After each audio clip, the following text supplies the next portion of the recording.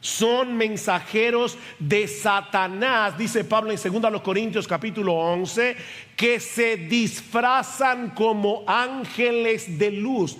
Mensajeros de Satanás disfrazados.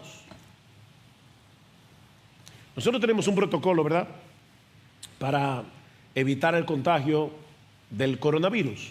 Así que los médicos nos dicen guarden por lo menos 6 pies de distancia, porque la saliva cargada de virus más o menos pueden llegar hasta ahí. Entonces uno guarda la distancia social. Bueno, mis hermanos, lo que Pablo nos está diciendo aquí en este texto es que nosotros debemos tener un protocolo para no dejarnos contagiar de los errores doctrinales de los falsos maestros. Por eso es que Pablo les dice, no solamente manténganse alerta, dice evítenlos. Evítenlos.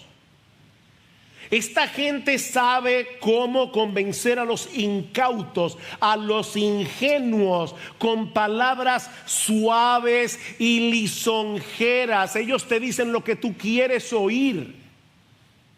Estos falsos maestros son astutos, son peligrosos, dice Pablo, parecen ovejas. No lo olvides, ellos no van a aparecer delante de ti con una tarjeta de presentación, fulano de tal, falso maestro. No. Por eso tenemos una confesión de fe en la iglesia. La confesión de fe no está por encima de la Biblia. Pero déjame decirte algo, no basta con que tú digas, no, yo creo en la Biblia. No, porque hasta los herejes dicen que creen en la Biblia. Lo importante es que tú puedas definir qué es lo que tú crees que la Biblia enseña acerca de las doctrinas más importantes. Y eso es lo que hace precisamente una confesión de fe. Son nuestras paredes doctrinales. Cuídense de los falsos profetas del evangelio de la prosperidad, por ejemplo. Cuídense de los falsos profetas, de los falsos apóstoles de la prosperidad. Cuídense de los que no predican claramente la obra expiatoria de Cristo en la cruz. Cuídense de los que no proclaman claramente el mensaje de la justificación por la fe sola. Cuídense de los predicadores que tuercen las escrituras, citando textos fuera de contexto para enseñar herejías que suenan bíblicas, pero siguen siendo herejías. Observen con cuidado, mis hermanos, si lo que el predicador está diciendo es lo que el texto bíblico realmente enseña. Él está mostrando el texto en su contexto, porque de lo contrario vas a ser extraviado. Hace unos años una hermana me escribió de otro país de América Latina y me decía, pastor, tenemos un problema.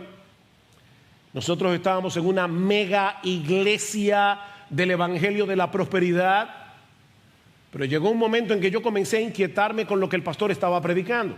Así que esta hermana decidió escribir todos los textos que el pastor citaba en el mensaje, y luego llegaba a su casa y leía el capítulo completo donde se encontraba el texto que el pastor había citado, y poco a poco se fue dando cuenta cómo este hombre estaba hábilmente torciendo las escrituras para extraviar a esta iglesia.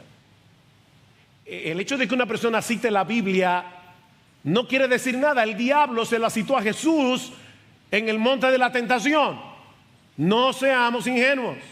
Vean lo que dice el versículo 18. Porque los tales son esclavos, no de Cristo nuestro Señor, sino de sus propios apetitos, y por medio de palabras suaves y lisonjeras engañan los corazones de los ingenuos. El problema de esta gente no es intelectual, es moral. El Dios de ellos es su propio vientre, como dice Pablo en Filipenses capítulo 3 versículo 19. Ellos viven para su propio placer. ¿Y saben lo que hacen? Que en vez de querer acomodar sus vidas, su estilo de vida a las enseñanzas de las escrituras, ellos tuercen las escrituras para que encaje con su estilo de vida. ¿Ven el punto? Y no se contentan con hacerse daño a sí mismos. Pablo dice, no, ellos Ellos van por ahí tratando de engañar a los ingenuos con palabras lisonjeras, esparciendo su veneno por donde quiera que van. Como dice un comentarista, son oradores interesantes, cautivadores, convincentes y agradables. Miren, mis hermanos, muchos se han extraviado de la sana doctrina por la sencilla razón de que no se conforman con el simple mensaje del evangelio. Ellos desean algo que parezca más intelectual, más académico, más sofisticado. Ese no era el problema de Pablo con los corintios. Ellos querían ver en Pablo a uno de estos maestros que hablaba con mucha sabia palabrería y parecían inteligentes, y Pablo tiene que decirles en el capítulo 1 versículo 23: pero nosotros predicamos a Cristo crucificado, piedra de tropiezo para los judíos, una necedad para los gentiles, mas para los llamados, tanto judíos como griegos, Cristo es poder de Dios y sabiduría de Dios. ¿Saben por qué? Porque la necedad de Dios es más sabia que los hombres, y lo débil de Dios es más fuerte que los hombres. Miembros de IBCJ, manténganse apegados al evangelio. Si el Señor no ha venido en 20, 30, 40 años, y los pastores que estamos ahora pastoreando esta iglesia, estamos ya 7 metros bajo tierra, y hay otros pastores y predicadores aquí, no permitan que desde este púlpito se deje de predicar el evangelio.